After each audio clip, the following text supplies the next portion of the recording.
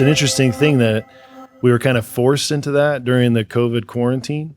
But what I discovered by using telehealth is I can reach out to a larger audience. So I know in particular, there was a gentleman in Utah who had a rotator cuff tear and he wanted to get it fixed, but they had some sort of 6-week moratorium where no elective surgeries could be performed.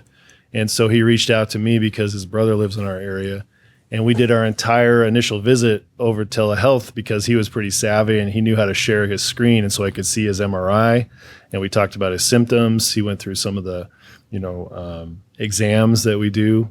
There were some that we couldn't do because sometimes you have to touch a patient in order to figure that out. But it was enough that I could tell that, yes, he needed surgery for his rotator cuff. And so he had planned to come up and have it done. But in the meantime, the moratorium was lifted. He was able to squeeze into one of their outpatient surgery centers down there.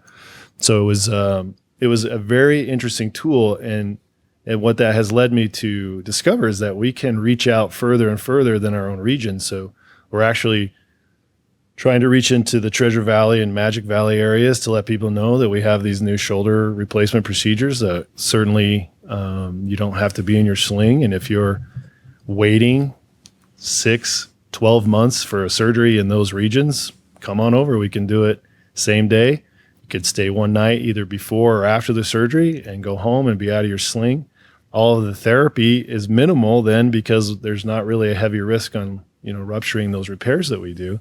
And we can still continue to follow most patients through the telehealth technology where they can do therapy at their own local area, and we can just call them at our regular scheduled visits. They can get x-rays taken in their own local area, and that can be sent to us. So it's expanding our ability to reach out to other populations in other areas of Idaho, and it's pretty exciting.